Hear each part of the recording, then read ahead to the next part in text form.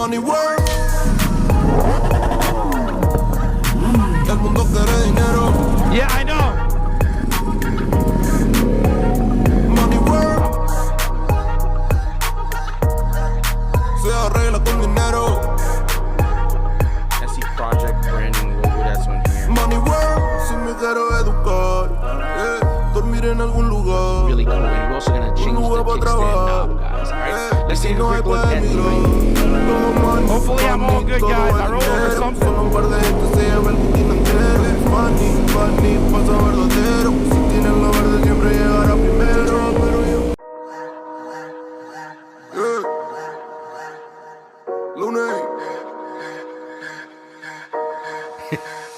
Money work. El mundo quiere dinero. Yeah, I know. Money work. Se arregla con dinero. SE Project branding logo, that's one here. Money work. Si me quiero educar, dormir en algún lugar. Really cool. And we're also gonna change the kickstand knob, guys. Alright, let's take a quick look at the Hopefully I'm all good, guys. I roll over something.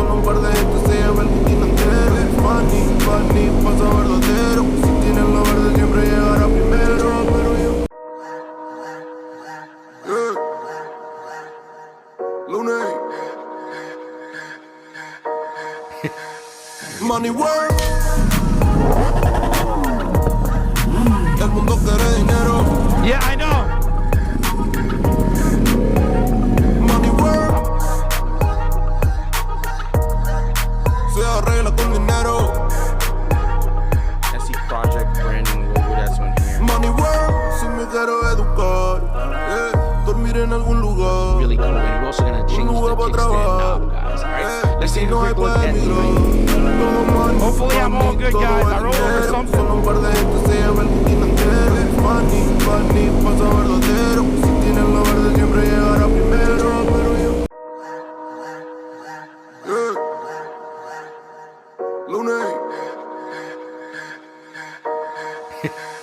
Money work.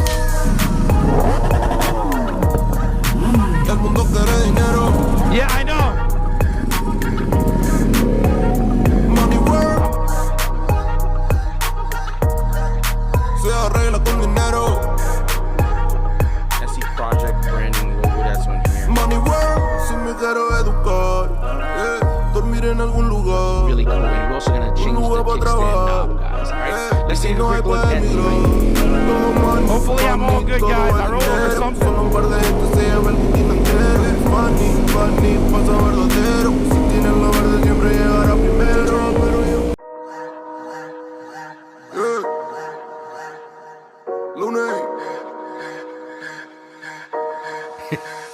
Money work. El mundo quiere dinero. Yeah, I know. What's going on? What's good, guys? Mike's in the building. Welcome to another Freestyle Sunday. Super excited for this one today, only because a lot has been going on, guys. Trust me when I tell you, a lot has been going on just to kind of get this one off the ground. But we don't worry too much. We keep it moving. We have a great show. And of course, we have a great guest for tonight. You guys are going to be excited to actually join this conversation between Catalyst Paintworks, that does all of the extremely beautiful OEM style work on 650 Eve's HPX motorcycle and other bike projects that he's worked on. So I think it's gonna be a really dope conversation, so we can talk about his new company, what he's been up to since he's been on here last, and why you guys should actually reach out. I know some of you guys are working on your new project bike for the season, okay? I'm talking to you guys that are getting carbon fiber, you want to get it painted. You can definitely reach out to Dave. He'll be able to do some amazing work for you, even custom helmets. He'll be able to kind of do that as well and get you right for the season. So very excited for that. We're going to do what we do best, guys. Say what's up to everybody that's coming through really early in the day, because you guys know I appreciate every single one of you that's coming through and being part of this channel and shopping with our links. Manscaped's doing really amazing. Motivation's doing really amazing as well. So always appreciate some of that stuff. And I know I'm laughing and I'm doing all this stuff, but there's a lot going on happening in the background, boys and girls. Trust me when I say this, you have no idea. But that's what we do, and we do it best. We do it smooth. That way you guys can even tell some of this stuff is happening. And yeah, so Dave is already here, so that's a good thing. But we'll jump to it really quickly about saying what's up to all the people that are brand new. By the way, this is really exciting because this is Ebe's HPX, guys. We're talking about the #1 bike that everyone is talking about online. It's going viral. People are saying that this should have been like a one-off BMW by officially Bolivian Motorworks. If I'm saying that right, that's correct for BMW. But you guys know the deal. Us influencers get a little bit of the back end of stuff sometime. We don't get all the highlights. But let's see what's up to everybody real quick, and then we'll dive into the conversation, guys. We're going to keep it light tonight, depending on how things are going. By the way, hit the thumbs up. There's enough people in here. It should be higher. I don't see why not. It doesn't cost you a thing, and my energy's up. All right. I think, is it my energy or my adrenaline from the fact that I actually made it? You'll never know, but just know it's going to be a good show. Shout out to all the people that are watching the highlight clips and are thumbing them up, dropping comments. Appreciate you. We're getting the channel back to where it needs to be, basically putting it in the algorithm, flooding YouTube, doing what we do best. We're going to say what's up to Sasong, one of the guys that is getting these really unique carbon fiber pieces for his BMW S1000RR. I would love to see you partner with Catalyst Paintworks, dude. They do amazing work. Well, I don't even have to say they, because you could see the work. Ebe's bikes are done by Dave. So, yeah. Good evening, Moto fam. Another Sunday Fun Day podcast with Moto Mike Madness and the amazing Anna B. Yeah, why not, man? Of course, we have 650 Ebe is in the building, which is really dope because I know he has a lot to do, family stuff to do. So him chiming in, coming through, that's always appreciated. We got Mustang Dames in the building. Okay, good evening, kind sirs. Oh my God, makes me sound like I'm a kind of high end here. Futuristic Vipers here. What's good, bike fam? We have solo riders in the building. A usual suspect. What's good, bike fam? Same to you, sir. Very excited. We have 5 Up. You know, the Superleggera goddess. I like to call him because he's one of those thirsty boys. Lots of people. Chacon Jeremy's in the building. Mr. Alan Lane's in the building. And OG, really, really cool guy. You guys have to check him out on social media. By the way, I will have Catalyst Paintworks social media link on here, guys. Make sure you go and give him a follow and show some love and support to his page. We definitely want to support our own when it comes to what we do here with the motorcycling community. We don't have a huge amount of people, but what we tend to do is show love and support to one another and make sure that whoever's out here doing the work, putting their best foot forward, we want to support that. So definitely Catalyst Paintworks, you want to go through and give him a follow. That way he can kind of grow his business and continue doing what he does best. Let's see who else we got. I know more people tend to come in through the night as we're going, but we're going to keep this light, guys. We will talk about some of the sponsors a little bit later, but you guys know the deal. These shows are brought to you by people that are helping us pay the bills, so always appreciate you guys shop with us. And yeah, so if you're looking to shop with any of those products that I talk about here, whether it's Motivation USA for parts, premium parts, definitely hit those links. If you want to buy some Manscaped stuff, that's always cool. You want to be fresh for the ladies, you could hit those links as well. You get 20% off, free shipping. I will run the promos as we go through the night. But for now, let's get to introducing the one and only Dave, King David. Let's say it right, King David. Welcome, kind sir. Man. I think your audio, let me see here. I think your audio is muted, possibly. Nope, not yet. By the way, so heads up, even though you do seeing that we might have a little bit of an issue with the audio, whatever it may be, guys, a lot of this stuff was being done on the tail end of stuff, so be patient with us, make sure that we're good. Can you hear me? I know you probably could hear me, but I think on your side it's muted, so for now, as it sorts out, I'll come through and check back. I'll be able to hear you on my headset anyway. But for now, it's fine. While King David is looking at his mic setup, we got to take a quick look, guys, at some of his work, all right, that he's doing with 650E. I'm going to tell you now, guys, it's more than amazing.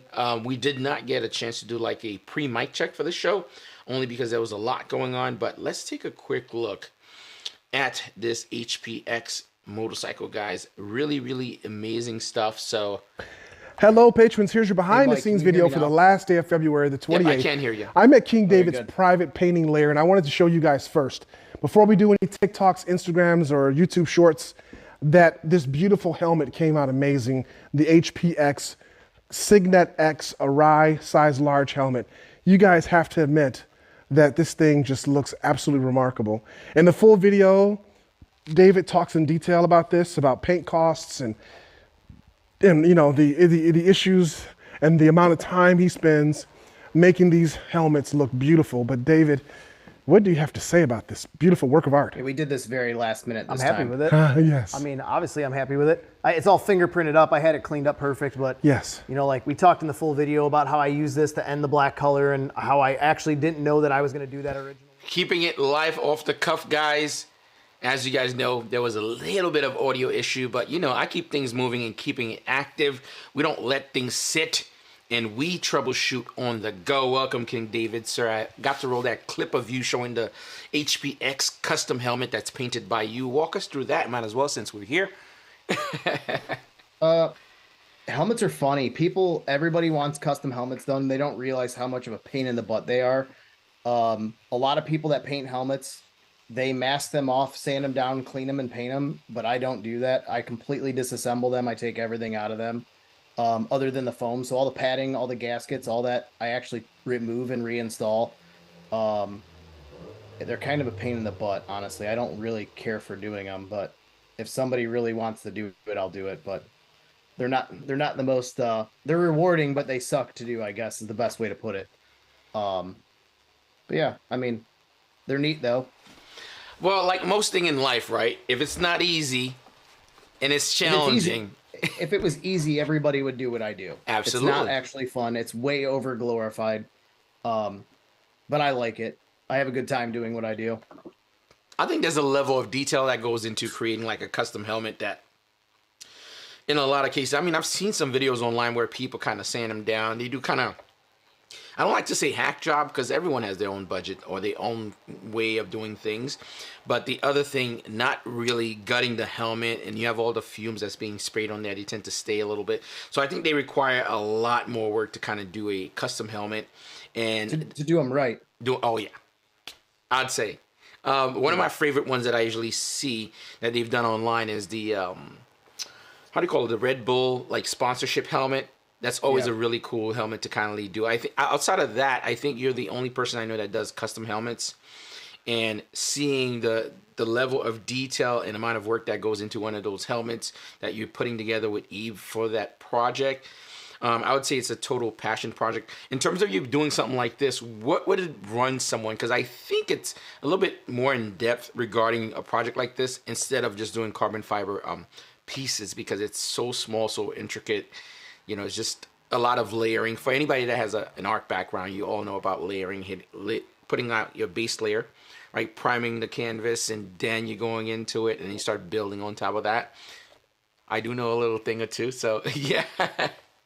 Yeah, like in terms of painting the helmet, it's actually the paint aspect and prep aspect is really, really simple. It's disassembling the helmet and reassembling it. That HPX helmet, I spent a whole day on sanding 2 little pieces of dirt out of it and reassembling it. And like, you have to have special adhesives and all that stuff. It's actually the disassembly and reassembly that is the crappy part about it.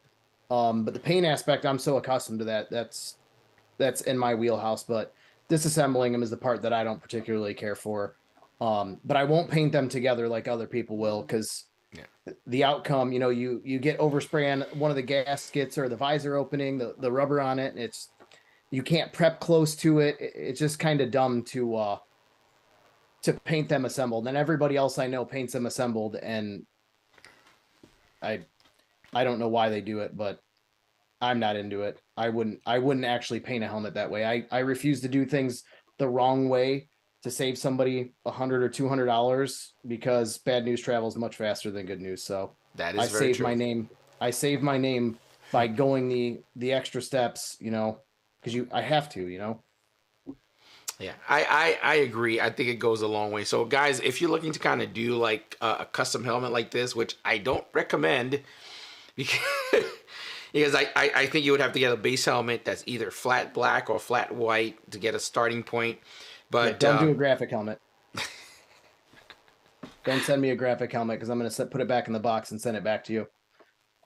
well, if you look in most cases, I think in most cases when you see people are doing custom helmets, they're all done when they're gutted. Like if you're looking at like in a Rye video, a showy video, when they're doing the paint work, it's all gutted first. So you're going like pretty much to the base. But this is kind of a light pitch to the whole conversation. Let's talk the HPX. This is crazy, man. I can't believe this bike kind of blew up the internet.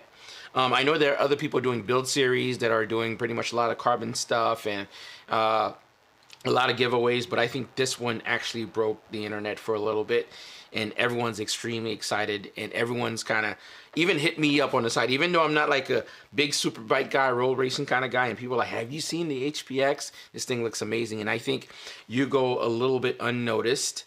Actually, I can't say that because Eve does do episodes of you walking around the bike, which we'll show shortly. But there's a lot that goes into it with Zach, Master Mechanic, that does a lot of the back end work. It's a cohesive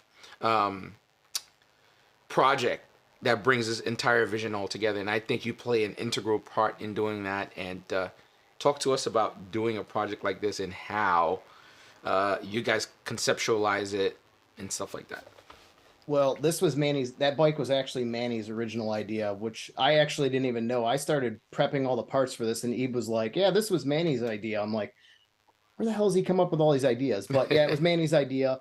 You know, the bike is called the HPX because it's basically now the 10-year anniversary of the HP4, you know, X being 10.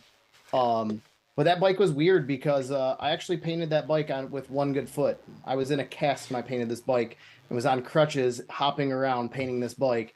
And it's hilarious. Everybody's like, I can't believe you painted that bike so nice. And I'm like, yeah, but what's even funnier is I literally was hopping around on one foot painting this bike. I wasn't able-bodied at this point, but I got it done. I told them I'd get it done, and I got it done. A quick question that popped up on the live chat, by the way, they're asking about Governor D. Nice actually mentioned this. Does disassembling the helmet lose the safety integrity of the helmet? Not at all. The only thing I do is unclip the foam cheek pads, and I have to cut the adhesive on the bottom gasket for the base of the helmet and the visor opening. You just have to use a heat gun and really delicately soften the adhesive and pull it out, and it goes right back in perfect, and I glue them in. Not at all. No, as long as you're not like dropping a helmet or, you know, being involved in an accident, there's no structural integrity sacrificed at all. I've noticed that's kind of a bit of a myth, by the way, regarding working on helmet or sanding them down. Well, to some degree, I think if you sand down too much, that could affect the integrity if you don't know what you're doing. But I think there's a big myth regarding doing custom work on a helmet that's going to ruin the integrity of it. So I'm glad you kind of mentioned that. It's funny, though. Like, I've heard people go, well, a painted helmet isn't as safe because it's been repainted. I'm like, it's just an appearance. Like, it's not like I'm sanding it back down to the bare fiberglass and like actually ruining the integrity of the helmet. I'm literally preparing the top surface and the clear coat. I'm not even going into the base coat on it, like just enough to where my products will stick to the original substrate. So like, I think that's a really big misconception that people think that painting a helmet does anything. It doesn't do anything other than changes the look. So I'm actually glad you mentioned this. Also, I do have a little bit of a background in the arts, so I could probably chime in on this. I mean, granted, I'll have you explain it a little bit further for people that are watching. One of the main reason that you sand down a helmet is it's basically priming it. So the easiest way I could explain this idiot proof, I guess, would be something that I could relate to when you're painting something. If you're doing an oil painting or you're doing an acrylic painting or something like that, when you get your base canvas, you don't really just start painting on there. You do a prime, which is probably like either a flat white or maybe a flat orange, depending on the undertone you're trying to get in your initial paint work. And then from there, that's where you kind of start layering your painting and stuff like that. That way, as you mentioned, it sticks, and then you do your final. It's almost like if you're in art school where you do like a, you know, when you do your gloss finish on the top of the helmet, just to have that a bit of a sheen. We have the same thing that we use in terms of painting. You could spray it with like this adhesive. I'm sure you have an art background, right? I mean, you paint, so you have no art background. Holy None. shit! So we're coming from. I'm coming from completely left field. I'm coming from traditional. You're coming from like. I just had this conversation like 2 nights ago with my buddy John from Columbus. He's actually watching. That I am not artistic at all. Wow. If you ask me to draw a picture, my 7-year-old son smokes me. Like, if you ask me to color a picture, like I actually have a PPG coloring book for kids that I color in because I'm a fucking child. I can color things great with like colored pencils or crayons, but like if you ask me to draw anything, there's no way. I have zero artistic ability in that sense. But if you give me various forms of masking tape and a spray gun in my booth, I can make things happen. I sent you pictures, like even weird things that I haven't done before. I just did a set of candied blue carbon wheels. I sent you pictures of them. Yeah, let's throw them up real quick. I just want to show them this one. Hold on. That was a project that somebody asked me to do, and I was like, I've never done them before, but I'm pretty sure I can do them just as well as anybody else. And they came out great. I mean, they looked really nice. I'm just gonna roll that real quick so people could see those wheels, man. Really, really cool. Let's see here. Wheels. There we go. That's crazy. So you painted the blue. These things pop in the sun so hard. Yep, those were completely sanded down with 600 grit. And then I did a round of clear base coat to cover my sand scratches. And then I mixed clear base coat with a PPG candy blue concentrate and very delicately sprayed those things very evenly.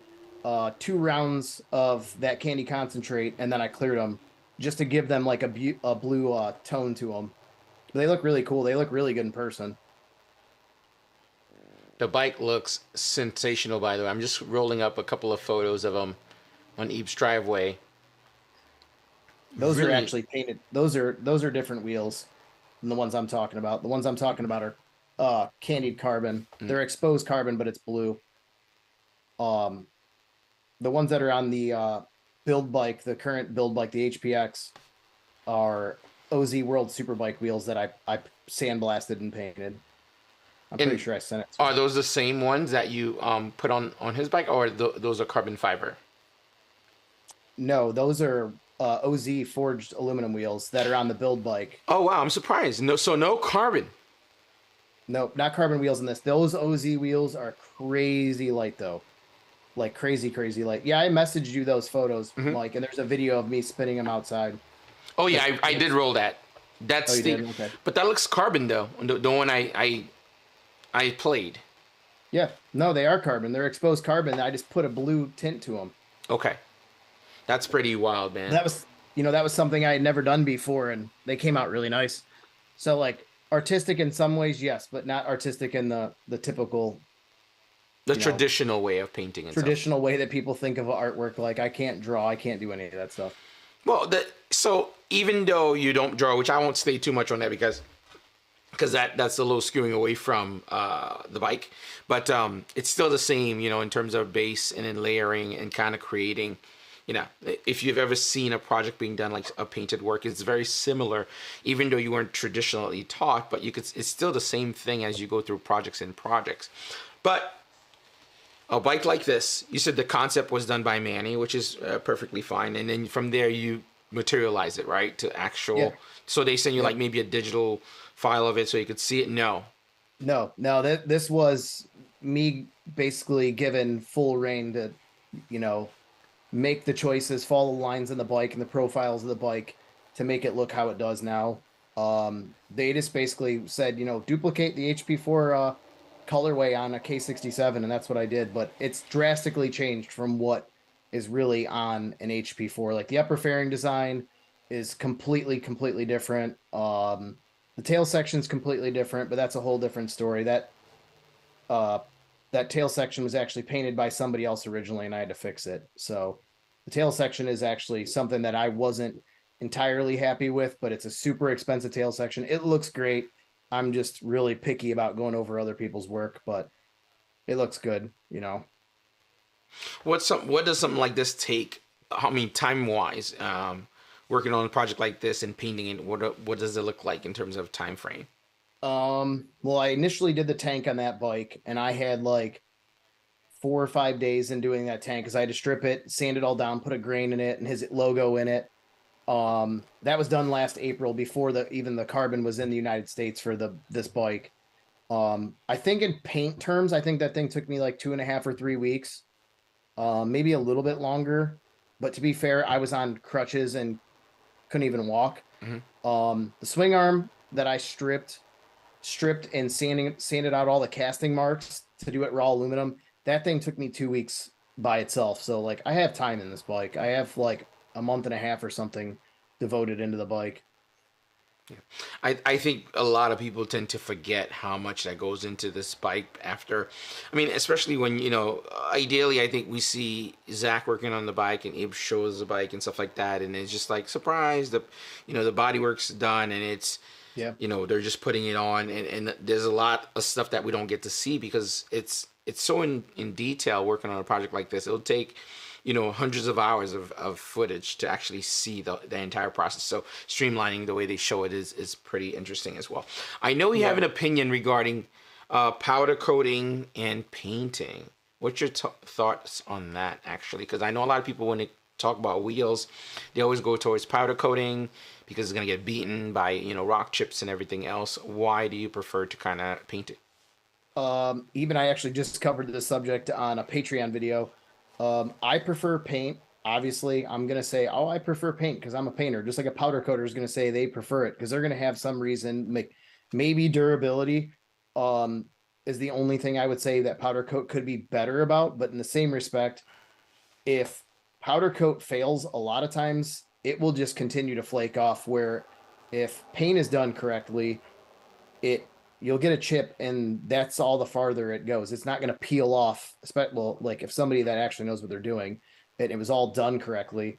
Like Ebe's HP4 had the factory wheels and I painted them, and that was like his main track bike because he didn't ride his 1199 on the track very much.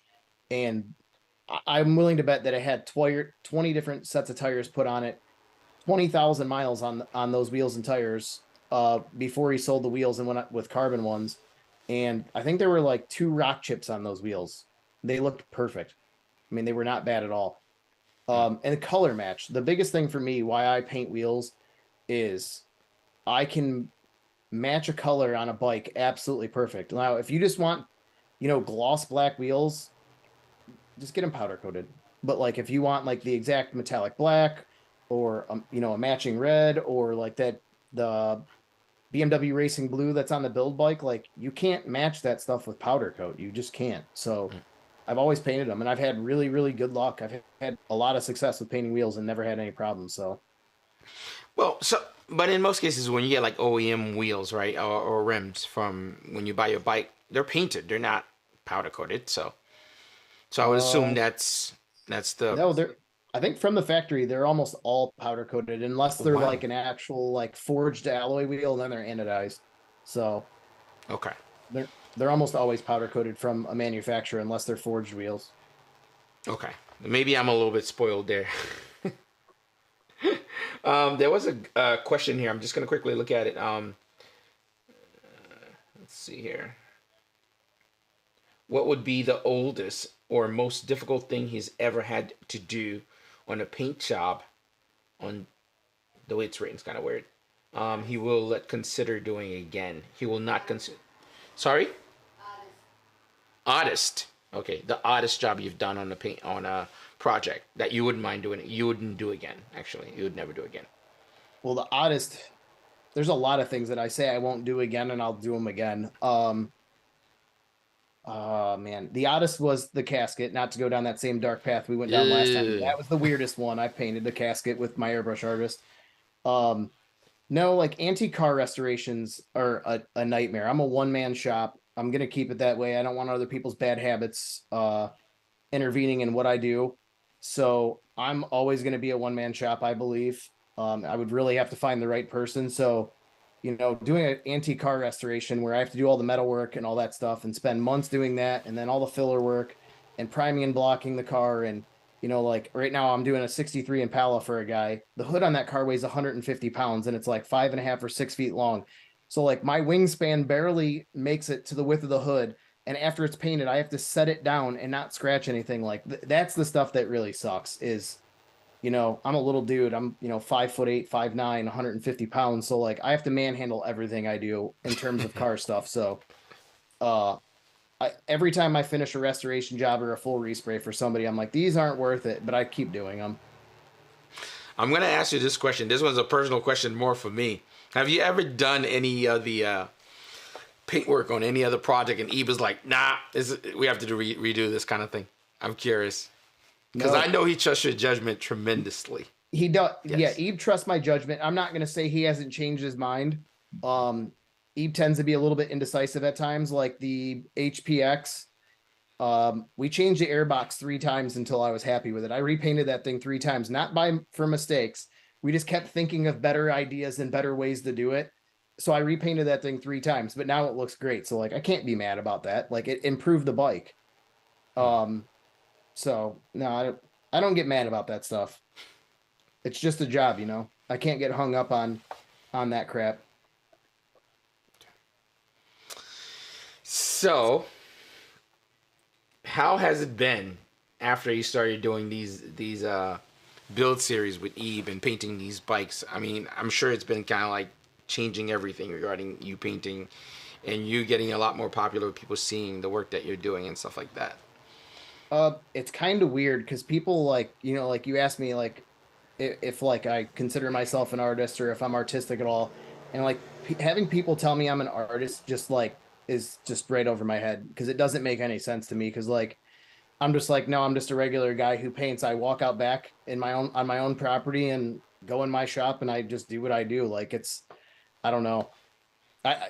I'm weird though. I'm pretty modest when I with how I approach things and how I perceive things. So I'm a little bit different. I'm definitely not full of myself, but like a couple weeks ago, the local Ducati dealership, Cleveland Ducati, had a meet and I had people walking up to me, like shaking my hand, telling me how nice of a job I did on this bike. And I'm like, this is weird. Like it's totally odd to me. Like I've never met these people and they're like stopping me like, oh, hey Dave, like that bike looks great. And I'm like, this is weird. But I mean, that part's really, really cool because I get to meet people and stuff, but have anybody you've met like that saw what you've done? It's like, hey man, I want you to get some stuff done, or anything like that, or they usually just wait for the build series bikes to kind of see your work? No, I'm constantly doing small projects, like constantly. I like am to the point to where I can't take a day off of work to go ride. Like Ebel message me on a random Wednesday, like, oh, it's 65 degrees, let's go ride. I'm like, I can't, man. Like if I take a day off, I'm gonna be screwed. Like it's really hard. But no, I mean, I do a lot of small stuff. People will be like, hey, can you paint a set of wheels for me? Can you paint this tail section for me and match the factory graphics? Like, can you paint my calipers?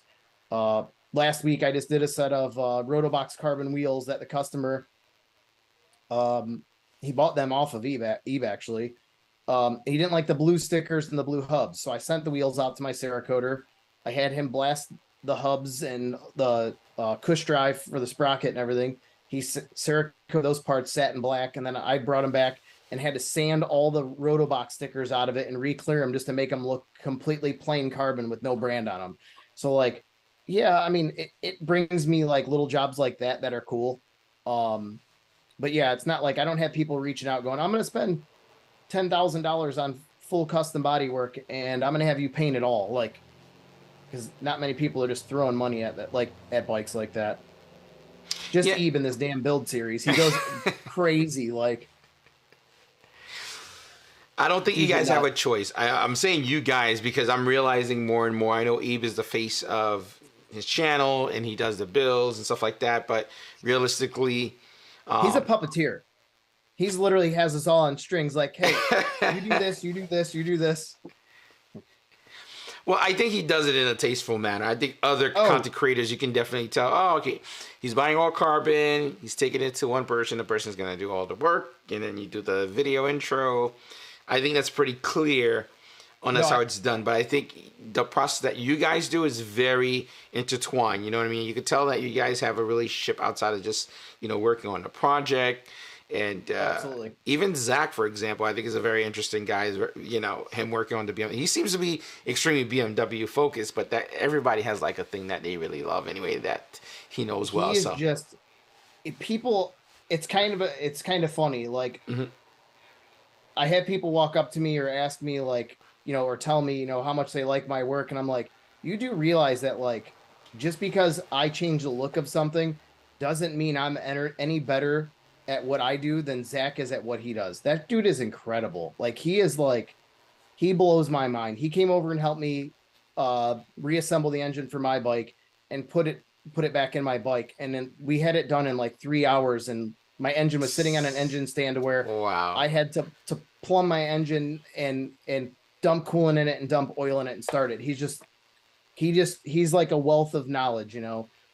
I feel like not from Ebe, but from other people, I feel like he doesn't get his fair due because he's very, very intelligent when it comes to these bikes. Well, I'd have to say he's the best BMW tech, and it has to be the top 5 BMW techs in the country. He's incredible. Wow.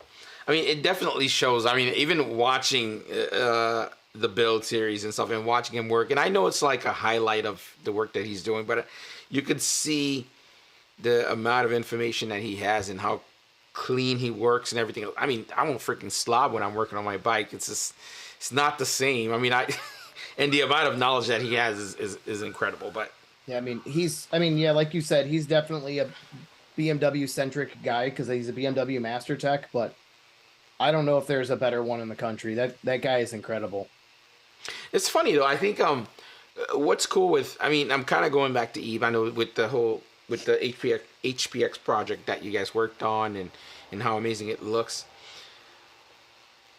One thing that I'm realizing, and I think that's really dope, right? His projects, I mean, originally it starts with his channel, you know, SmackDown's Adventures, reviews, him going to Italy, he went recently? He went to Dubai.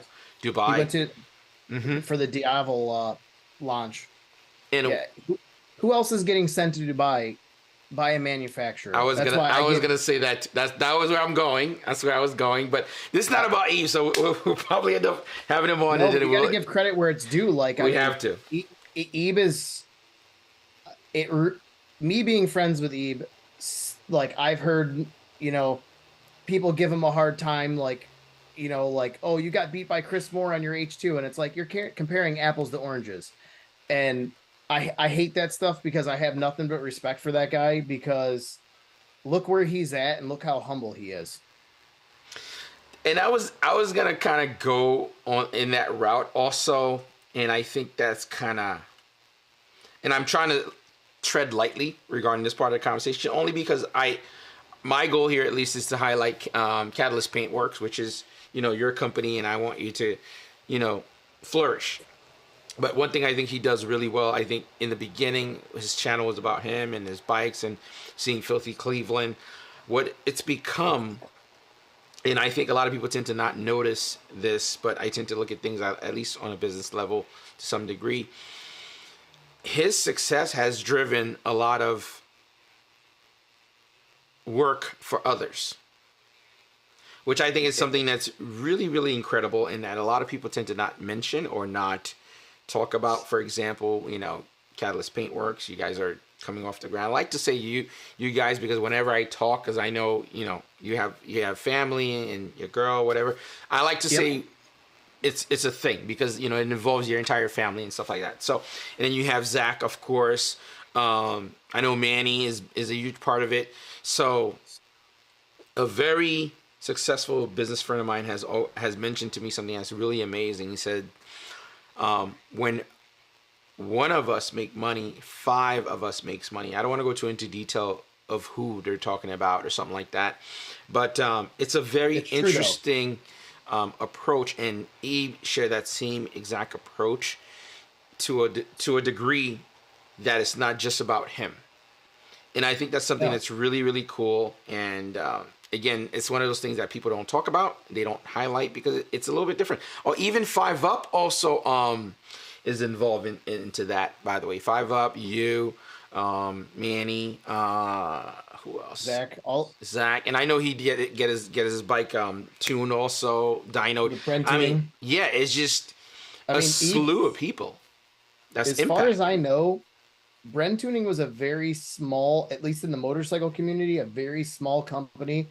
And, you know, people like 5 Up and Ebe promoting Bren Tuning, I think, has helped that company out a lot. I mean, they're huge now. I mean, yeah, they're doing very, very well. But, you know, like in terms of like moto vloggers, I think without Ebe, there would be 30% of the moto vloggers that are out right now. I think that Ebe paved the way for a lot of people.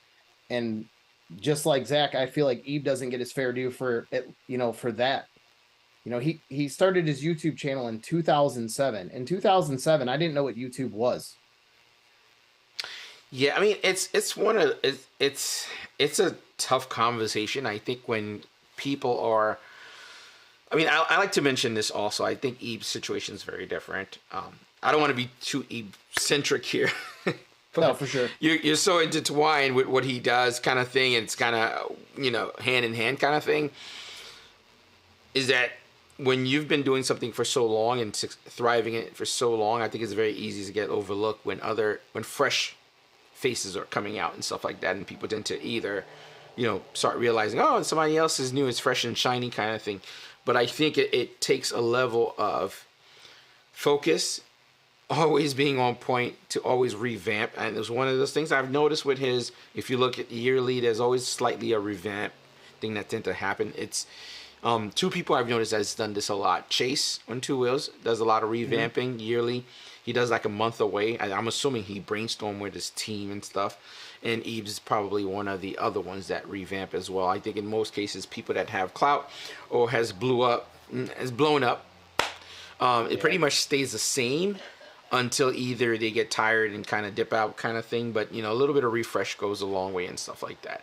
Yeah, so, Ebe's far too dedicated and devoted to what he does for a living to get out of it. I mean, he lives for what he does. Yeah. You know, it like in Tennessee, did you notice Saturday night he came down to the hotel lobby where everybody were drinking and hanging out, and he hung out for 15 minutes and he's like, hey, I got to go upstairs and edit videos in my room. We're like, come on, hang out. And he's like, I have to, man. Like, it's what I have to do, you know? I mean, he's definitely dedicated to what he does. Yeah, he puts in a lot of work. I mean, I think that can't be taken away. A good example, I believe that I worked hard on YouTube. I've been doing YouTube for years, actually, for a very long time. And I always thought that I worked hard. And I think this is my first year, I think I'm actually working hard. I'm talking about uploading all week. Like all through the weeks, if it's a short or if it's the stream or if it's videos on the weekend, I'm going pretty much daily, and I'm not getting anything out of it. It's more of a setting up for later, for when I guess the channel either hits back the algorithm or the matrix realize, oh, this person's consistent again, kind of thing. But yeah, you've been putting a lot of work in, and especially like the last 6-7 months, a lot. I'm trying, man. And it's starting to feel like it too, and because before I thought I was doing a lot, I was not doing a lot. I was not doing nearly enough to kind of get things where I wanted to be. And I'm realizing that's what it really takes for you to kind of get things done. So you gotta get that snowball started somehow. Yes. Yeah. You gotta get the ball rolling, and you know, the more you do, the easier it becomes to do it at that level.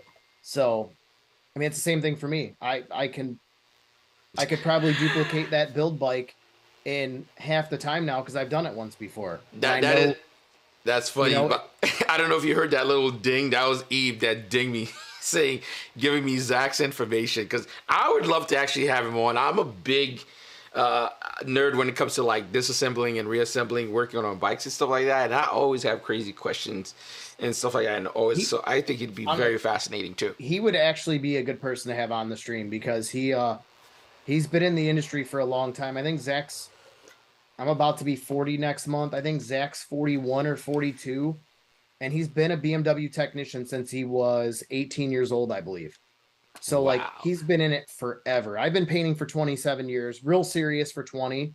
But he has like just been, doing the same thing every day, just getting better and better and better for literally since he was an 18-year-old kid. I mean, it's wild. He has kids, that are, going off to college and he's still doing the same damn thing every day. Well, he's passionate about it. That's the other thing. But I think it's like I said, this is one thing that people do not understand, or at least clearly see regarding his level of business knowledge regarding YouTube. Again, like you said, he's the only moto vlogger. Well, him and Chase are the only two moto vloggers that I know that either get flown out to some of these big events or get loaner bikes and stuff to review and stuff. They're the only two that I know that's skillful enough, or at least in the mix enough to kind of get that done. And I think these are all things that are really interesting. Where I'm going with this is the fact that the HPX bike, I think they were buzzing about trying to get BMW to actually make that an official BMW bike, almost like part of their lineup kind of thing. So I don't know any word that you heard about that, but I know it didn't go through or anything like that, but it was that serious where the bike was this amazing. And it looks like something that rolled out from the BMW factory lineup for sale as a limited edition bike. It could, yeah. Mm-hmm. I think that Eve spoke with somebody with BMW Motorrad of North America, and they said that, man, I don't remember how it was worded. Something that they would not do it again. They wouldn't duplicate it again. That there's like never going to be an HP4 or an HPX or whatever. Mm-hmm. And they wouldn't even, I think if I remember correctly, Eve told me that they wouldn't even post it on their Instagram or any other social media because they didn't want people demanding that bike is duplicated by BMW. So like, because like, I think if they posted that, people would be like, where the hell is this damn bike? How do I buy it? Yeah. But I think it's a very interesting thing, and I don't like to say I think or I feel. I'm just going to go real precise here. I believe this bike is really going to set things off for BMW long term. Because people are watching, and these corporate guys are seeing what people on the ground are doing and what people want. It's almost like Ducati doing those...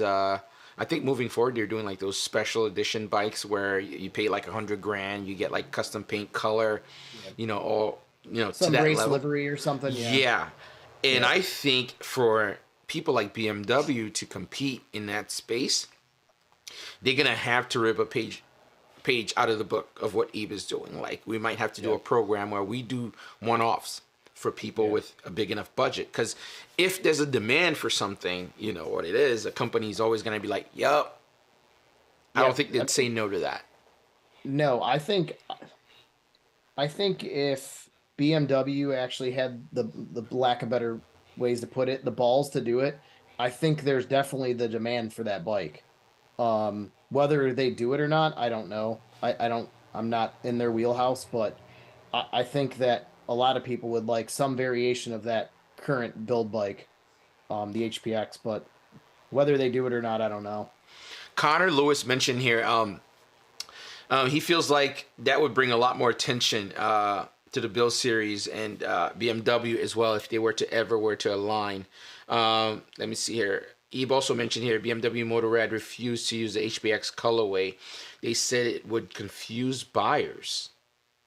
Yep. Because people would think that was a bike that was going to be produced. Well, it'd be like a one time off thing. Like a one-off thing, right? It'd be... Yeah, I mean, it's a full custom bike. I would think that if they ever posted that bike, as long as they were like, hey, this is a one-off bike, I don't think people are going to be, blowing them up going, hey, we want this bike. Because if they wanted the bike, they'd contact Ebe or myself, and it would be reproduced in that way. I think also Not from a manufacturer standpoint. I really think that's an L for BMW. I think they really don't want to extend an olive branch to a creator. I think that's where this really lies. Because credit would have to be paid where it's due, right? We're talking about if you created something that amazing, all these carbon fiber works on there, even the nuts and bolts on there. I think he did titanium blue and stuff like that. There's so much that went in depth. It's tuned. The bike runs amazing. So there's just so much that's on here. It would be something that would have to be a collab, almost like, It would kind of have to be. I know I'm gonna sound like a jerk and sound pompous because it wasn't even my idea, but I know if for some reason BMW ever decided to duplicate that bike and had somebody else do it, I know that I would probably take that kind of personally, and I try to not take things personally, but like, even though that wasn't my idea, that was Manny's idea, I'm also the one that brought it to fruition. So like, I'd be kind of pissed if they were like, oh yeah, we have our painter in Germany that's going to duplicate your job. I'd be like, great, like, good job. Yeah, that would not be a wild one, but hold that thought real quick, guys. You guys know the deal. I have to pay the bills, guys. It's part of what we do here at FreeStyle Sunday podcast, guys. Let's welcome Manscaped to FreeStyle Sunday, a proud sponsor of the channel. Boy, I'm excited to tell you guys it's something you're gonna have to get. Manscaped is the absolute best when it comes to men's grooming down there. Trust me, I'm good to go. Wifey would agree. That's right. They also provided the Performance Package 4.0. You can join me and 7 million other men worldwide by using coupon code CFNY20 for free shipping and 20% off. You won't regret it. You hit me up later, be like, man, when I got off the bike, I felt good and fresh. The Performance Package 4.0 is an absolute game changer. Here's what comes in the package. The Lawnmower Trimmer 4.0, Weed Whacker ear and nose hair trimmer. It also includes the Crop Reviver toner, and my favorite out of everything else, a high quality boxer. It's absolutely breathable. So when you're out there on the road riding your motorcycle all day, you're not gonna sweat through it, especially with ball deodorant in combination with those boxers. Trust me, you're good to go at all time, guys. They also even include a travel case. Amazing value. The Lawnmower 4.0 has advanced technology with a ceramic blade that's going to tremendously reduce the chance of you nicking yourself. Get 20% off with free shipping with code CFNY20 at manscaped.com. That's 20% off with free shipping at manscaped.com and use code CFNY20. Unlock your confidence and always use the right tool for the job with Manscaped. Yes, sir. We still have to pay the bills. You guys know this deal. You're not here for free, so hit the link in the description and help support the channel. That's how we get people on. That's how we get sponsors to pay me to do this on a Sunday instead of spending time with my wife. So hit those links. All right, man. I had to kind of roll the clip. So, yeah, as we were saying, I think it's really, really cool that you guys build these amazing, amazing bikes, and just seeing the difference between what other people do. And it's becoming a very common thing when we're talking about build series. I know there's a couple that are online, and I'm not naming anybody or anything like that because I don't want anybody to go, oh my God, this guy is talking shit about other people. It's just, it's, go ahead. You tell me. Go ahead. Everybody. Who's everybody? Oh, everybody online has been comparing Jarrett Campisi's current M1000 that's full carbon to the HPX. Okay. I'm plain as hell. I do not like busy looking, crazy looking things. So, without talking a bunch of smack, because I have never met Jarrett, but I know he's a really good dude from everybody I've talked to. Mm-hmm. I don't personally like that build bike with all these stickers on it. And it doesn't compare, because you can't compare a month and a half worth of somebody's time to make some substrate look the way it does compared to somebody going on a computer and printing out some stickers and putting some stickers on a bike. I just don't think those two compare, and everybody's like, oh man, his build bike looks so much better, and a lot of people say the HPX looks better, and it's like, why do either of them have to look better? Like, who cares? I mean, I know that I would prefer to have a painted bike rather than one with stickers on it, but it's just so funny to me that it's like this versus that all the time. It's like everybody wants to turn to the negative. That's why I was like laughing when you're like, I'm not going to bring up any names. I'm like, well, I mean, it's a cool looking bike. I don't care for the sticker idea, but. I mean, we're already in the rabbit hole, so we might as well talk about it. And that's not me talking smack about anybody. I mean, everything I've ever heard about Jared's great, but I just feel like throwing stickers on something, you know, isn't the same as really spending the time to do something, you know, that's actually different and permanent. Jared's definitely a cool guy. I met Jared years ago. We all hung out and stuff, and definitely a cool guy. Props to him. By the way, shout out to Dado, his mechanic. I like this dude. As you can see, for me, mechanic-wise, I like people that are mechanics. I think they're super cool being able to do some of this stuff. So I guess it's just me just like really liking what people do and stuff like that. But speaking about Jared and his build series, two of his bikes that I really like that he did, and I think he hasn't really transcended since then. It's been a little bit of rinse and repeat. I'm going to say it here. It was hard to keep things from getting stale. It is. But you guys have outdone yourself each one. Isn't that the goal? That is the goal. But the thing is, see, it goes hand in hand. Like I mentioned a little bit earlier, I was guiding somewhere here, guys. Don't think I'm just blindly talking shit. Now I'm just saying, like, you know, when we're talking about your build series with Eve, I'm gonna say your build series because since you're the one that's on for now, I don't want it to be the painter. I'm just one of the puppets. Stop. If you weren't there, I mean that it'd be a in the different nicest look. possible way, Eve. I don't want you calling me after this. Like, what are you talking about? So I think when you have, I'm thinking of the best way to phrase this where it's politically correct.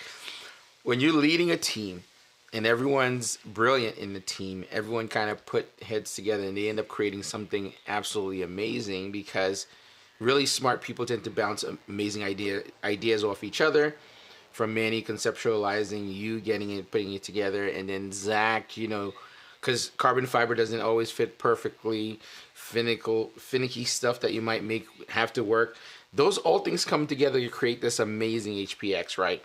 I think in terms of Jared's workflow, he has himself, and I think he get it outsourced to do the concept with an artist online, and then it's Dado working on it. So I think that's where he runs into a wall where, you know, it's whatever he thinks of, and you know, you can only go as far as you want. It's almost like somebody like Steve Jobs or something like that, or Bezos or whatever. These guys have brilliant people around him all around. That's why they stay ahead. Like even Elon Musk, they stay ahead because it's not just them anymore at this point. Anyway, who you surround yourself with. Yes. So I think he did the all black murdered out V4S a while back. It was all carbon. That was his pinnacle, like the peak. After that, his next bike, me personally, I think that was really dope, was his monster. He really actually, the 1200S, they actually thought out the box for it, you know, where they kind of primed the tank. They did like a brush finish on it. They made the headlight black. They really went off to make that bike really unique. After that, it was pretty much the same thing. Carbon wheels, carbon fairings, you know, to me. Yeah, but people love it though too. Let's give him his fair due in that regard. If people love what you're currently doing, why change it? Well, that's the thing with YouTube. Sometimes you need to kick it in high gear and do something drastically different, like what Ebe has kind of made happen with this current bike. But like the other thing is how do you outdo this current bike? I mean, honestly. And I told Ebe that in the beginning. I said it on video, in a Patreon video. I was like, I'm gonna do everything I can to make this the best build series ever. My part of it, make it the best one so far. But then like it adds a cost, it adds a little bit of time. It's really hard to either keep doing that or outdo what's been done on this current one. I mean, at some point they're gonna reach a space. I think some people are reaching that glass ceiling a lot sooner than others. because you could only do so much, you know, if it's just carbon fiber wheels, and you're going to start seeing and repeat, and then you're going to start seeing carbon fiber bodyworks. You know, now we got the whole thing with brake ducts and stuff like that. We have titanium bolts and stuff, you know. There's only the so master much cylinders. you can really do. Yeah, so at which point do you think it's going to be where, okay, it's a build series. How do we keep people continue excited about something like an HPX? Like, what's next? What do you, I mean, you speak with Eve a lot more, so I'm sure he's planning ahead. Any brilliant person that's in this industry that's doing work, when you're working on your current project, you're already thinking about your next 2 projects. Yeah. Currently, right now, I think that Ebe wants to do this. He has a 23 S1000 that's also an ongoing build bike that's just started. I don't think that he wants to do anything crazy over the top because, let's be real, it's the first 2023 S1000 that's been done as a build bike for anybody. So it's already, in a way, kind of over the top with all the revisions they've done on that bike. So, like, it doesn't need to be a full, you know, bespoke, you know, crazy livery on the bike, custom paint, all that crap, because it's just the fact that he's the first one to do it already makes that over the top, in my opinion. And I kind of agree with him. Like, as much as I would like to have involvement in it, I think that kind of going back to the normal bare bones build series, at least for this one, is a good choice. Because you can't just, I mean, you can't, you know, hit a grand slam every time you're at bat. You can't. Yeah. It's a lot to make that happen. I mean, a lot. So I think the red S1000, it's a beautiful bike. I hate red. I'll be the first to admit it. I'm not a big fan of red bikes. That bike looks incredible in person. And I think it's really cool that he's not wanting to change it so much because we're not, you know, he doesn't want to take away from the fact that that is in fact the first 23 BMW S1000 that's a build bike. And I think that's cool. I think it's really cool that he wants to keep it more of a stock bike, maybe some added carbon body work and wheels and, you know, but it doesn't need to be over the top because it's kind of already over the top. So I agree. Let me roll this clip of you showing the bike real quick. Okay. And your paint. I want to make sure that people get to see that real quick, guys. Take a quick look. Wrong. There we go.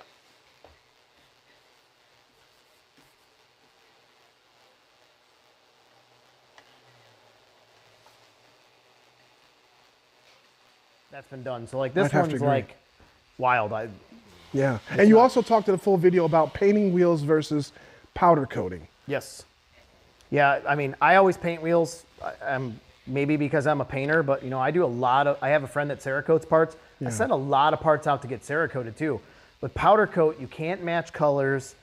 The finish is always kind of peely. It's never perfect. And I think that powder, once it, you know, gets a chip in it or something, it continues to peel. Where paint, if you get a chip, you have a chip and you can brush touch it. But like, Yes. you can't make a set of powder coated wheels look like this. I don't care what anybody says. Even if you can make them look like this, you're not going to have the exact color match. And that's what we needed. Correct. And that's what almost everybody wants. Yes. So I paint wheels. I mean, I went yesterday and bought a set of HP wheels off a guy that are in terrible shape. Over here? The paint on them is terrible, Yeah. but I bought them because I'm offering them to somebody that needs a set of painted HP wheels in whatever, you know, color they want. So, I mean, that's how much I do those wheels. You know, I went and spent my own money on buying a set of, you know, wheels for somebody just to paint them and pass the deal along. Perfect. And you're also doing my old Rotobox boost wheels that Big John purchased. Yep. Yeah, and I had these parts Cerakoted. He didn't like the blue on them, which is why they're here. Obviously, this is all covered, so it doesn't matter. But I had these parts blasted and Cerakoted. Yep. So there's no blue. I am taking, you can see where the sticker was, where it was cleared over. Yes. I very carefully cut that out and removed the sticker. Now it's time for me to prep the whole wheel, feather this clear edge out, and I'm going to re-clear them, and you'll never know there was a decal on them. Yeah, because the decal was blue. He didn't want He didn't want blue. He has a red, bike's red, yeah. red and white S1000, 18 S1000 or whatever, or 17, whatever year that is. So he wanted all the blue removed. I asked him if he wanted me to candy him red or anything, and he's like, I'm boring, and I just want him carbon. So Nice. Well, we're not going to make a long video, guys. I really had a crazy back issue today where I can barely walk. So I'm looking forward to getting out of here, getting back home into a hot bath with some Epsom salt, King David recommended. But guys, this is like crazy, the level of work. By the way, guys, I know I mentioned the amount of people that benefit from some of these builds that's being done. And it's not just a selfish project to kind of gain a bunch of stuff. I almost forgot, Sills BMW also is one of the benefactors from Eve being in the industry and driving traffic, pushing content, also inspiring other people to join. Also, even Manny joined YouTube, right? He's doing his own content. So there's a lot here, guys. I think we don't talk about these things. I think when we start talking about YouTube, it's all pretty much the build series, the views, the new person that's hot or something like that. But you have to remember, being on YouTube is very difficult, and the amount of work that it requires for you to continue staying at the top for a very long time. And I think he's done that and revamped, and also now is feeding a bunch of people. That in itself is a lot, guys. So it's not just road racing down the road with a bunch of people. We're talking about people are relying on their, to feed their family and stuff like that. So again, this stuff goes big, and I'm one of those people that really think about these things that deep. I know people on surface levels like, oh man, most views, most subs, or how fast people are growing. I think people get to overlook a lot of the big deals. Again, they're not flying me to Dubai, okay? And neither you. So, or Dave as well. So, guys, I think it's very important we continue to keep an eye out on stuff like this, and at least give accolades where it's deserved, or flowers, like people like to say, because, again, these are all ways that are being paved for a lot of other people. Even Motul, actually. I did an oil change on my KLX. By the way, Dave is one of the people that's inspired me to get my wheelie game up. And for you guys that might not know, a lot of my feedback, I send him clips and he gives me like constructive criticism. And he's helped me a lot, guys. And some of my videos you're seeing, they're pretty old. So I'm really way beyond that now. I'm pretty much working on like switching gear when I clutch up now. So I'm way ahead. I'm showing pretty much old videos, but Dave is badass at doing wheelies and stuff. I went to Texas and the motivation guys were amazing at doing wheelies, and some of them were too up with their girls doing wheelies. And I'm like, fuck, dude, I gotta get on this. And I've always wanted it. And then you were the last straw, Dave, when I was with you in Detroit. And he ripped the wheelie. It's not my fault your camera was on. Right? I didn't know it was on. Man, that was the last one. I was like, God damn, I have to do this. I'm like, I'm done.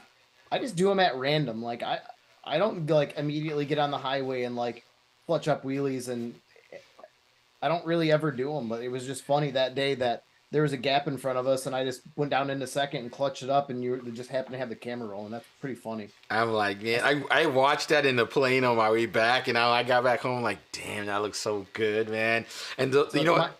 It's my fault that you went and bought a dirt bike and learned how to ride wheelies. That's great. I think it has a lot. It pushed me over to do it. And you know what's so funny? Today I'm like riding through my cul-de-sac area, right? And I'm going to my wheelie spot, and some kids are playing around. They're like, do a wheelie. And the first time of my life, somebody was like, do a wheelie, and I totally did it. You're welcome. That was cool. And that was one of those things I kept on saying. I'm like, I want to be able to be on demand. Like, let's say I feel like doing that, I could just do it. Not that that's gonna be my thing. I'm just doing it all the time. Like, it's crazy. That's kind of dumb. No, but having it in your bag of tricks isn't a bad thing either. Yeah, it was really cool. It was super satisfying. There's two little kids on skateboard, and the car was like, well, I do a wheelie. And I was like, it was a stupid little dirt bike, and I totally did it. It was just like freaking out. Now, here's the funniest thing about that is I had a family friend that had, like, in the 80s, I'm dating myself here on how old I am, but that had I can't even remember how many cc bike it was, but it was a Honda Hurricane, and it was like one of the fast bikes at that point in time. And he pulled in my driveway at my parents' house and did a wheelie up our driveway, because our driveway was like 800 feet. And I watched him ride a wheelie, and I was like, when I'm 18, I'm buying a sport bike. Like, I was 18 for 1 month, and I went and bought a new bike. And I've been riding ever since, and I'm about to be 40. So, like, I've been on the street since 2001. But, like, so, like, those little kids, you probably made their day doing that. Probably. But that was really cool, man. I'm just having such a good time about it. You know what? Might as well just jump into that, by the way. some of the tips that you've given me is amazing. I've done, I started chasing in the beginning a lot, and I had sent you some clips and stuff. You're like, yeah, that's good. And I love the way you give feedback too. It wasn't like, nah, you're fucking it up. You know, it's just like, nah, just slow it down. And at first I didn't completely get it when you told me to slow it down. I recorded myself, first person point of view and third person point of view. And I started seeing it, and I also started hearing it. That was one of the biggest things, because you can hear it when you're revving the bike out, and it's just like going, right? And I also looped it doing that as well. It's one of those things like, oh my God, I got to change things because things could go bad on a big bike. So I started, I think did you also mention to me about doing it 1 foot down? I started doing that as well. No, I've never done 1 foot down wheelies in my life. I think it was the motivation guys when you were in Texas were telling you to do that. And I have never done that. It's funny. I actually, for a period of time in my life, was actually into motorcycle stunt riding, and I got out of it when my one bike got stolen. The crowd I was hanging out with, and I was like, I'm done with that. I had a 3-month-old GSXR 750 get stolen that I had to pay for because Suzuki Financial, you know, when you're a dumb 22-year-old kid, lets you buy something and only have liability on it. So when that thing got stolen, I had to pay it off. Wow. So after that, my stunt riding days were done. Yeah, man. So I totally slowed it down from when you told me. It's like, slow it down, and slowing it down does a lot of things. I'm gonna talk about this lightly anyway, because I like talking about wheelies because it's like one of my new favorite thing now. So whatever. You soon realize it's a lot about the sound and clutching it. Right when I slow it down, I had some issues clutching it up, right? Just to like, not just balance point, just clutching it up. You're more inclined to be wobbly and everything because your start speed's slower. Yes. It makes it harder, but it makes it easier. It makes it easier in some ways and harder in others. You got to find that like sweet spot when you're learning. Mm-hmm. So, and plus I'm rocking knobbies on asphalt, so you know, it shift me left or right. But I soon realized some of the biggest problems that I have early on, which, you know, I'm kind of documenting everything. Fixing my clutch, right? I ended up really adjusting it to make it snappy. I think it was a little bit more out. So I made it really snappy. I bent my rear brake out a little bit just to have a little bit more control. It is a dirt bike, so it didn't matter. And I started going like real slow, but I still kind of struggled. That's when I kind of went to the 1 foot down. First I did it, freaked the shit out of me. I was like, oh my God, this is bad, because my foot kind of caught on the floor and kind of started spinning around. It was just really bad. Circle wheelies like that. Yeah. So it was really scary, but then I didn't give up. I ended up going on dirt. And what it did for me that really helped a lot, especially if you're trying to learn wheelies safely or something like that, I think it helps. I was able to clutch up all the way up to balance point, and I didn't feel the sinking feeling because of the fact that my foot was down. But I didn't anchor my foot down. It was basically sliding. So I kind of got used to that, and I immediately stopped. I didn't do it for too long because I shaved down one of my riding shoes completely because I started doing it in the parking lot. I shaved it down to the sole, and I was like, wow, I can't do this. And my good friend Downshift 83, he was like, start doing it with both your feet on because you want to get used to the inertia of going instead of coming from standstill.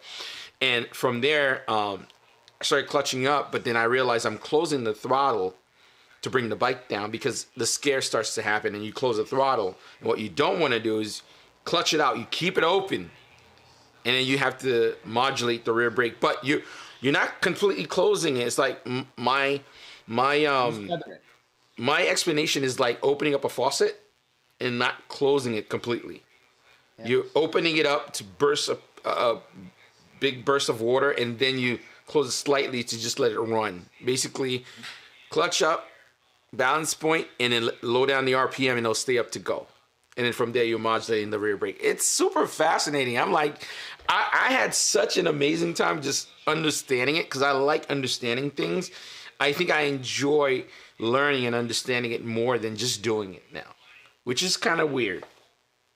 It's not weird. I mean, we all like to learn new things. Otherwise, life gets real stale very fast. But yeah, wheelies are fun. Mm-hmm. My problem is the back brake on my bike does not work very well because I have a super light rear rotor. Mm-hmm. It works almost well enough to trail brake in corners. So like when I ride wheelies, I don't even attempt. I don't even cover the back brake. Really? I just do it all through throttle modulation. So like that's why I don't ride wheelies on it that much because I really don't want to loop my bike. I don't think anybody wants to, but yeah, I mean, for me, it's pretty common. And also a lot of people say, oh, sit back and stuff like that. There's a lot of semi-correct information online, I think, and it's a trial and error. They said sit back, pop the clutch, and you know, let it rip. It doesn't work that way. I think there's a lot of bullshit information that can really get people hurt. Well, it might not be bullshit information. It's what works for one person won't work for another. I mean, everybody's different. Every bike's different. Yeah. Everybody's skill level's different. So, I mean, like most people, you teach them how to ride wheelies, and you know they clutch up a wheelie or bounce up a wheelie, and the second they get that sinking feeling in their stomach that they're gonna flip, they chop the brake and lower it down, and it's like, well, that's when you're in your balance point. Yeah. So it's like you're not gonna learn until you get comfortable with that feeling. Yeah, so. You have to get comfortable with that feeling. So it's like, you know, I mean, for me, it's like when somebody says sit back and then do it, for some reason, that was really freaking me out. Now, I don't sit that far back.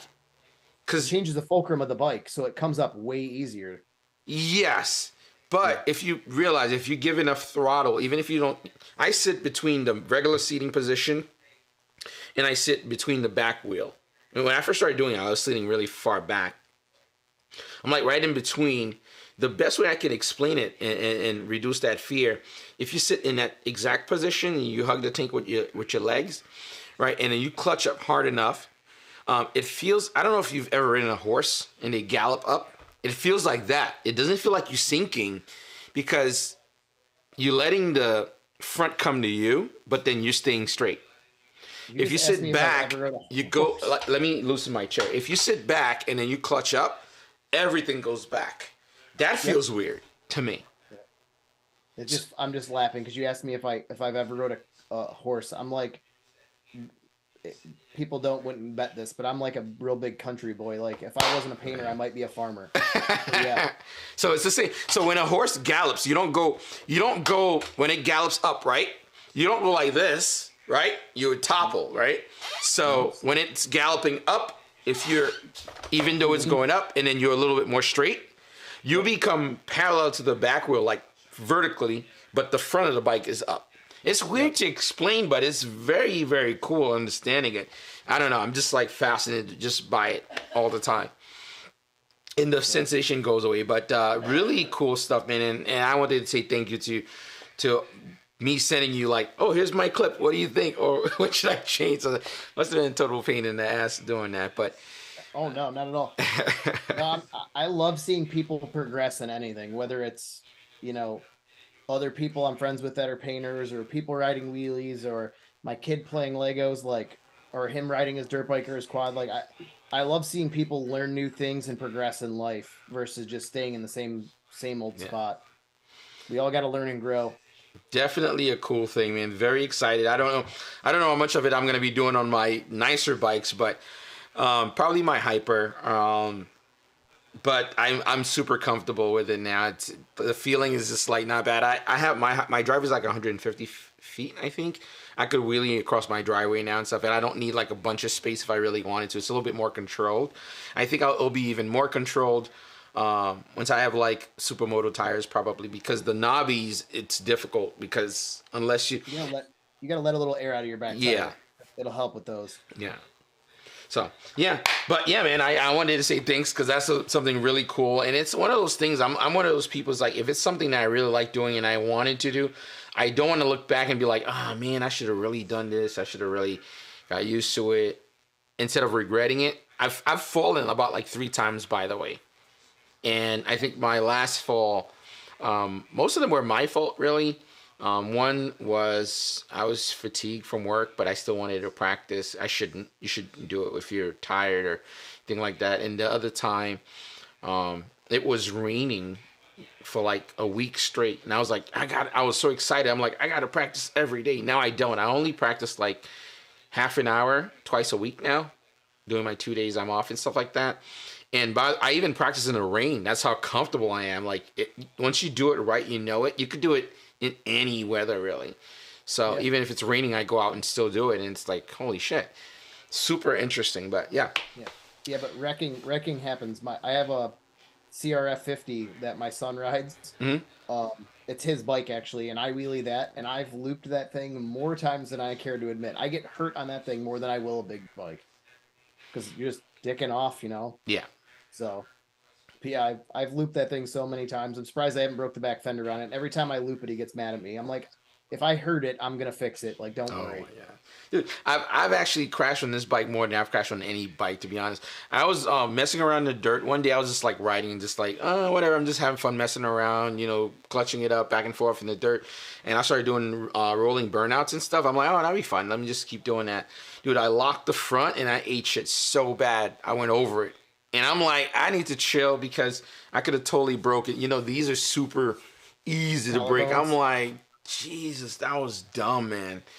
But you should put street tires on it. It would help a lot. You lose yourself so quickly on one of those little things. That's the worst thing. I never lose my composure on like any big bikes. It's like because I know there's a lot there and there's a lot to lose, and you know you can get hurt easy. But on a small bike, you feel like whatever. The world is mine on this little thing. So they're confidence inspiring for sure. For sure. And I think I ride better though with this thing though. I think I feel different when I ride the other bikes though after riding that. It's changed a lot the way I feel about the bigger bikes after riding it. In terms of what, like having better control of them, or better what? Control, riding the rear brake for slow maneuvers, and just really powering through a corner and hitting an apex and throttling out. I feel like because it doesn't have a lot of power. It's only 5 gears. So I pin it open all the time, like midday, like in the neighborhood, nobody's really, like everyone's at work and stuff like that. So I'm like messing around. You really can get a feel on how to hit things perfectly with it. A dirt bike will teach you a lot of control for the street, actually, and people don't realize that. Yes. A lot. That's why a lot of guys that get into road racing, like actual like super bikes or, you know, super sport, like 600cc bikes, they'll race supermotos or do at least borrow somebody's supermoto and do a couple of track days on a supermoto before actually going on a big bike, because you can learn so much from them. Yeah, they are cool as hell, man. I mean, I gotta say, like I've learned a lot with it. Just in the beginning, when I was getting back into it, it was more like I felt like the front was so loose, and I realized you gotta sit up on it. Yeah, and body position on a dirt bike changes a lot because they weigh they weigh a lot less. So any input you give them, they're twitchier. So yeah, I can definitely see that. It was really odd. It took while I was breaking in the bike, and I'm like, it's kind of weird. By the way, another person that gets fed also from Eve's build series and everybody else, things are popping into my head, is Motul. Big collabo. Actually, I'm gonna roll a clip also showing Motul and some of the HPX as well. I did Motorex oil change on my KLX, and for some reason I couldn't find the oil anymore. I didn't have enough, so I ended up redraining the bike because I couldn't fill it and I wanted to ride. I ended up buying Motul 10W40, and you can tell it feels different. I rode it today first time with the new oil. It feels better. Motul products, I really have to tip my hat to them. He gave me like a quick little care package, like a Motul jacket and some of their cleaning products. I was actually blown away. Like their chain clean is the best product on the market as far as I'm concerned. Their chain lubes, I'm telling you. That's my helmet cleaner. I'm like, totally. I'm telling you, with me being a painter, I'm really particular about products I'll use.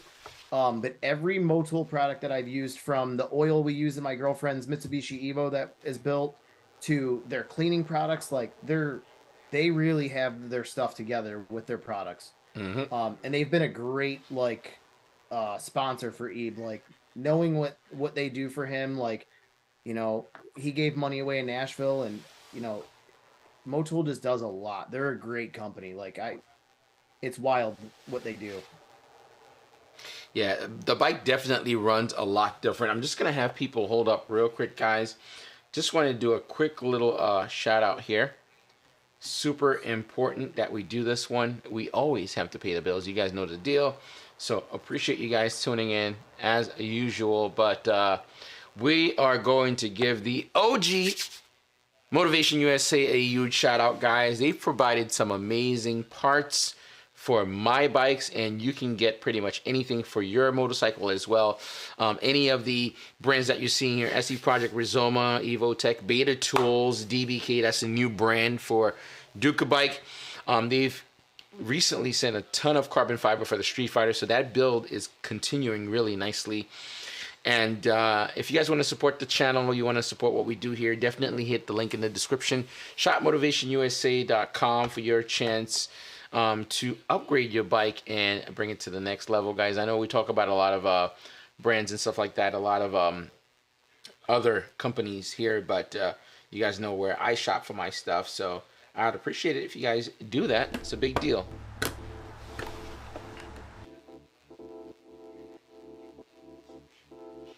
Check out that carbon fiber. Clean and looks awesome. Catalyst Paintworks can actually get that custom for you, so. This mod is so simple yet extremely satisfying. Take a quick look at what you get and how to install it when you shop motivationusa.com. Ilmberger carbon fiber. As you guys know, I'm Mike. Let's get to it. Let's take a look at that. Beautiful finish. The opening seems more than large enough. In most cases, when you get carbon fiber as an aftermarket option, you would have to either modify it to make it work. I cannot wait to get this on. You will have to use the OEM screws. Definitely, guys. Good looks for tuning in, guys. Really appreciate you guys shopping with those links. It definitely helps a lot. By the way, we're having a pretty big month with the affiliate links, so definitely if you're looking for parts for your bike, and if you're not shopping, a friend of yours looking for parts, definitely forward them the link that's in the stream. That way they can shop and you can support in that by proxy. So appreciate you guys doing that. So we're gonna bring Dave back on so we can finish up the night. He does have a family, boys. We can't be here all night talking motorcycles and wheelies. So Dave, thank you so much for coming on, man. Really appreciate you taking the time. I know everyone's pretty busy, and doing a Sunday night to do these streams is always a pain in the neck to kind of convince people to come on. So thank you, sir. I appreciate it, and the work that you do is amazing. Thank you. Anything you would like for people to know about the project that you work on before we wrap up? We are coming up to the hour and 30-minute mark. That way we don't let it run too long, and there's quite a few people on here. But I like to finish things on a high note, boys.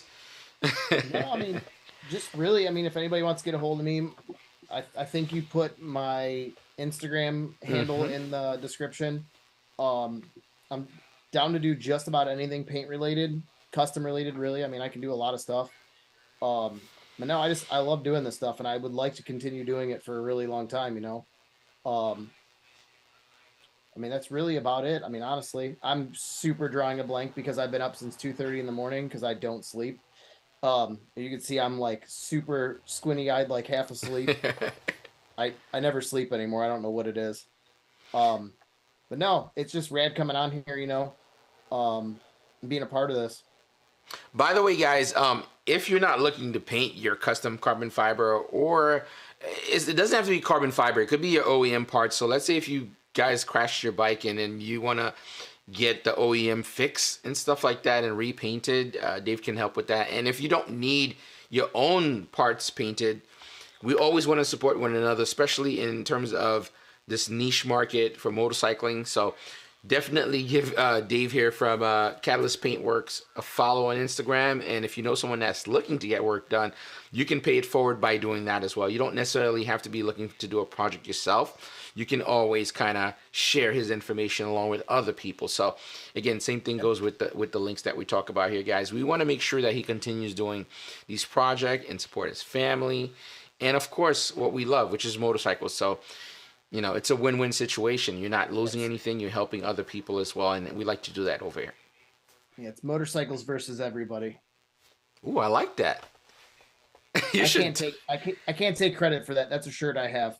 Really? Motorcycles against everybody. There's this company that's out of Iowa that, like, this is it's kind of hard to tell. This is literally a double yellow line from a middle of a road. It's a company called FTW Co. Stands for Forever Two Wheels, not F the World. And they have a shirt. It's a dude ripping a wheelie on a dirt bike, and on the back it just says motorcycles versus everybody. And like that's really the truth though. Like if you're into motorcycles, like everybody should be your friend. We're all in it, you know. It's like our own little niche group, you know. So I love that saying. It's motorcycles versus everybody. Yeah, man. But, by the way, Sasong bought some these really unique carbon fiber parts. I've never seen that weave before. It's not even really a weave, more like a pattern. He said he'll be looking out until he get all his parts, so I'm sure he'll reach out to you. Definitely give Catalyst Paintworks a follow. Trust me, you're gonna like some of his stuff, especially if you.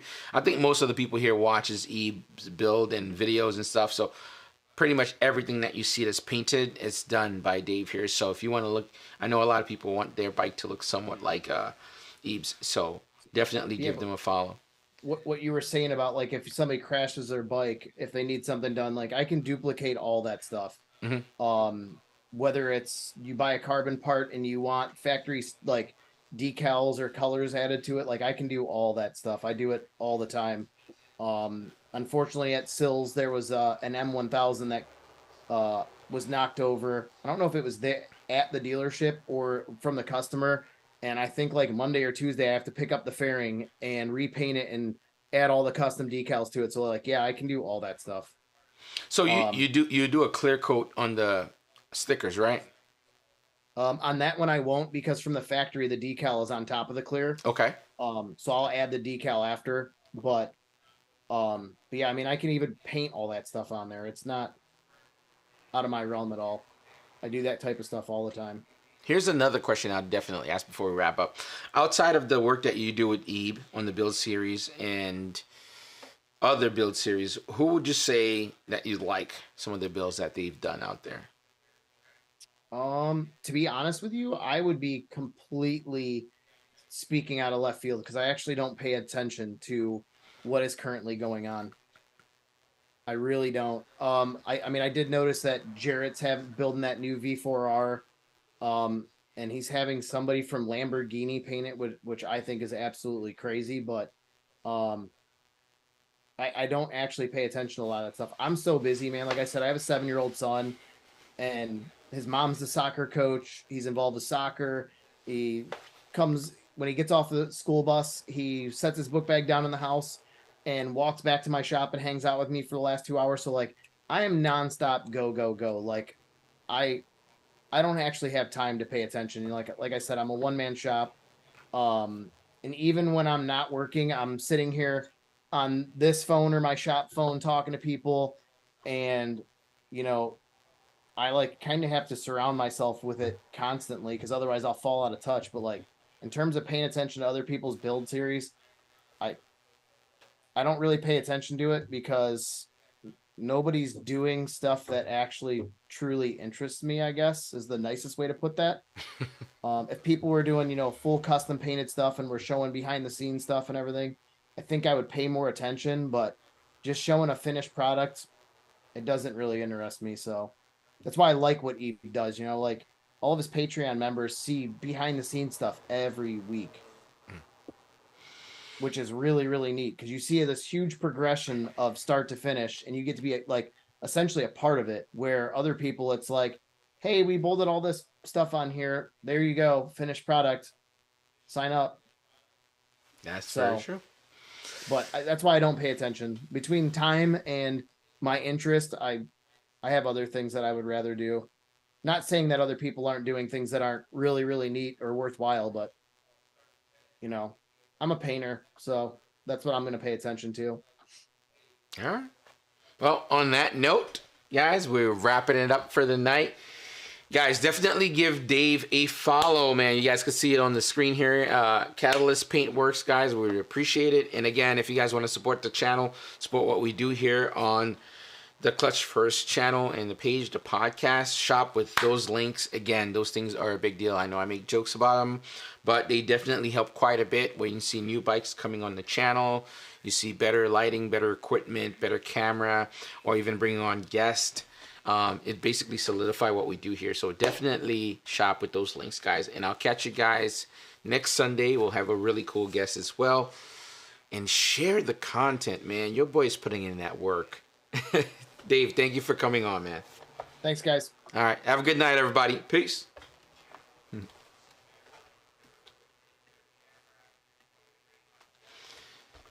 That was awesome.